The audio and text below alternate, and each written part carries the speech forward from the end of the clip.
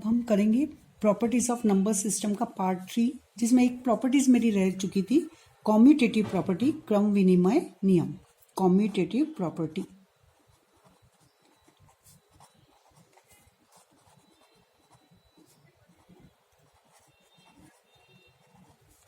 ठीक है, commutative means क्या होता है, वही मेरे पास एक सेट दे रखा है, एक ऑपरेशन दे रखा है ना। जितनी भी प्रॉपर्टीज मैं बार बार बता रही हूँ, एक सेट एक ऑपरेशन हमें चाहिए।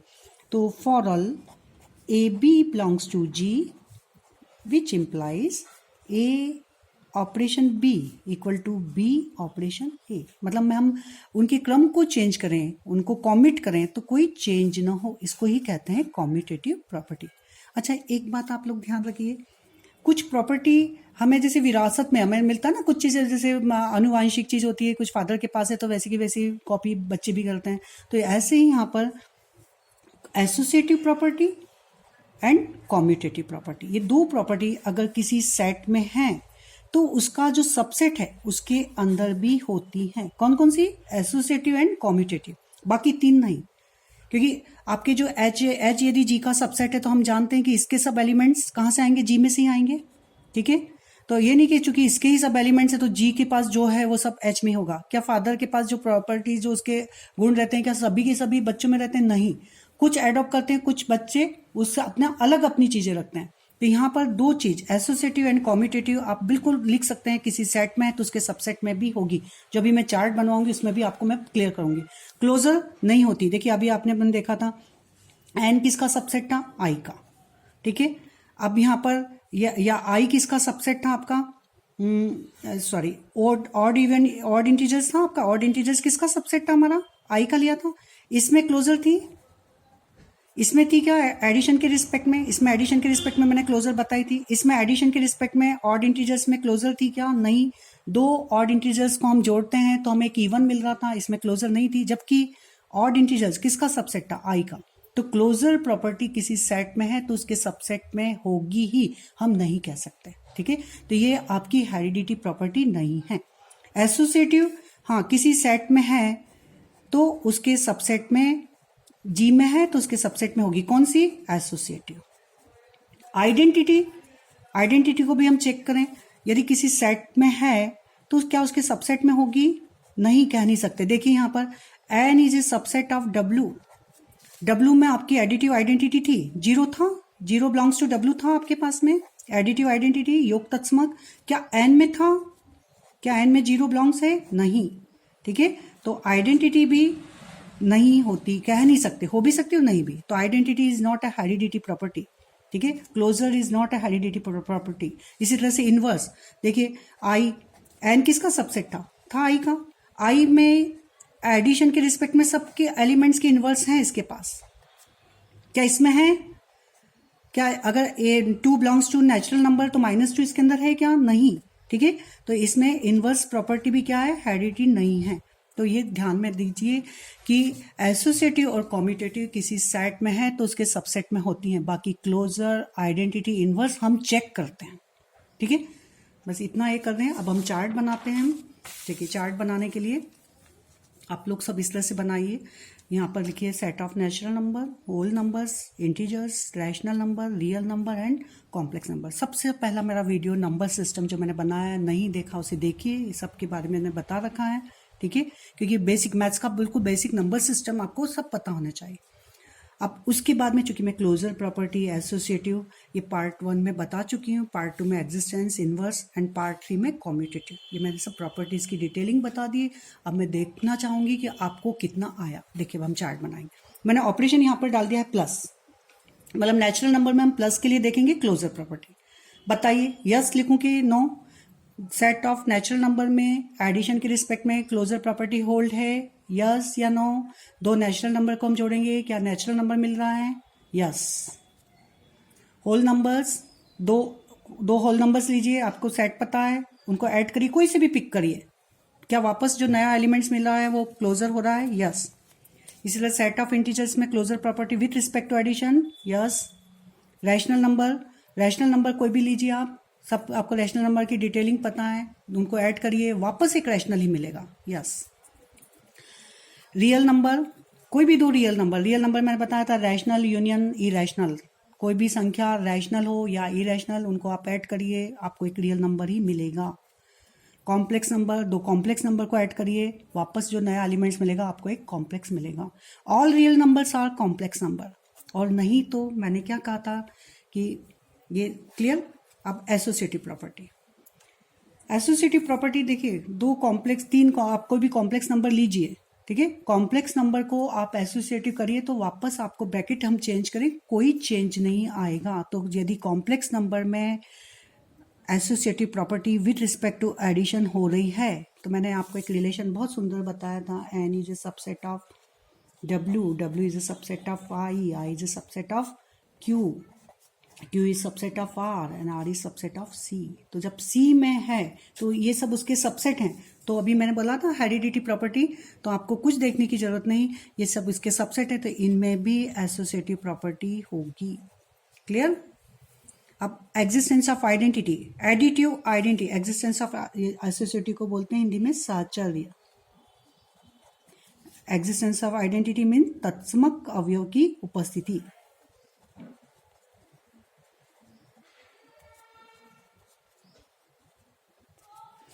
एडिटिव आइडेंटिटी क्या होती है? जीरो, यूनिक, योग तत्समक जीरो होता है सभी का, ठीक है। तो जीरो क्या एन में है?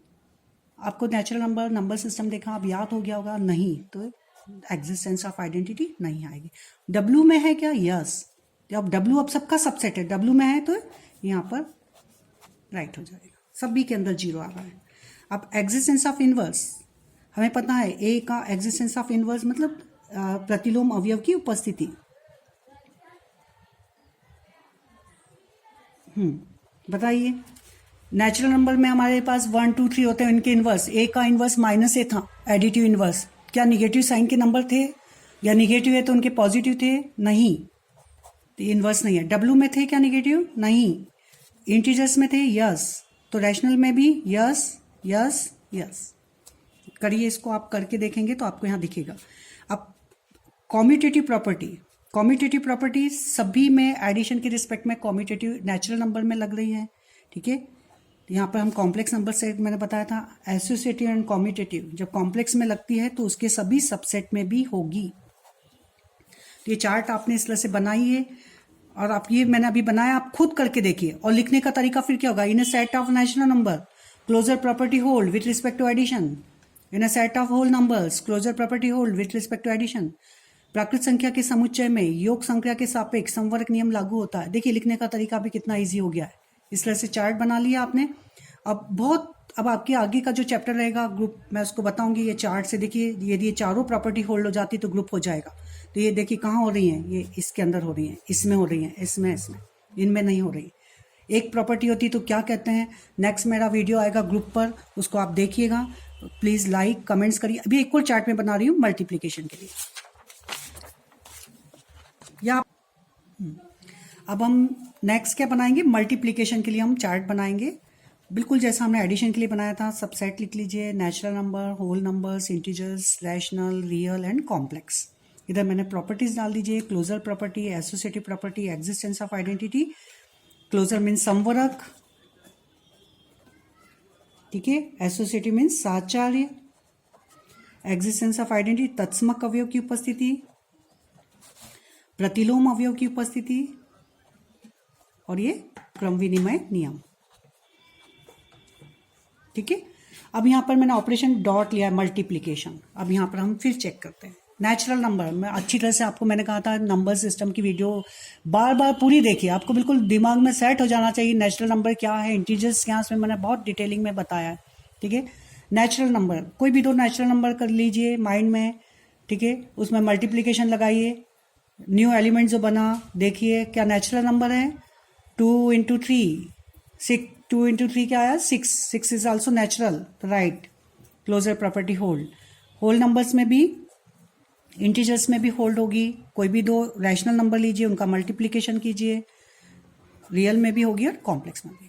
Closure property is not a heredity property. किसी सेट में है तो हम कह नहीं सकते कि उसके सबसेट में होगी या नहीं, ठीक है। एसोसिएटिव प्रॉपर्टी कॉम्प्लेक्स में चेक कर लीजिए केवल, क्योंकि ये सब उसके सबसेट हैं। कॉम्प्लेक्स में एसोसिएटिव प्रॉपर्टी मल्टीप्लिकेशन के रिस्पेक्ट में होती है, उसको आप चेक करिए।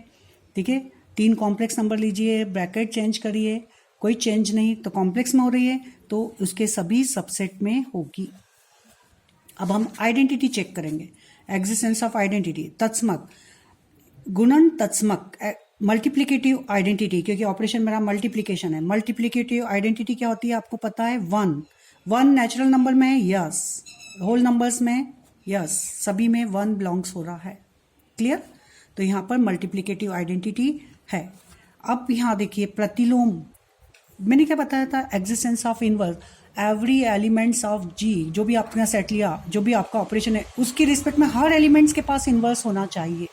क्लियर, तो ए का इनवर्स मल्टीप्लिकेटिव क्या था, ए में हम किसका मल्टीप्लाई करें कि हमें 1 मिल जाए, ए में मल्टीप्लिकेटिव है तो आइडेंटिटी आपको 1 होती है, ये उसका इनवर्स होता है, क्योंकि मेरा फॉर्मूला था a dot a inverse equal to e मेरी मल्टीप्लिकेटिव आइडेंटिटी 1, ये मेरा एलिमेंट्स, ये मुझे निकालना है।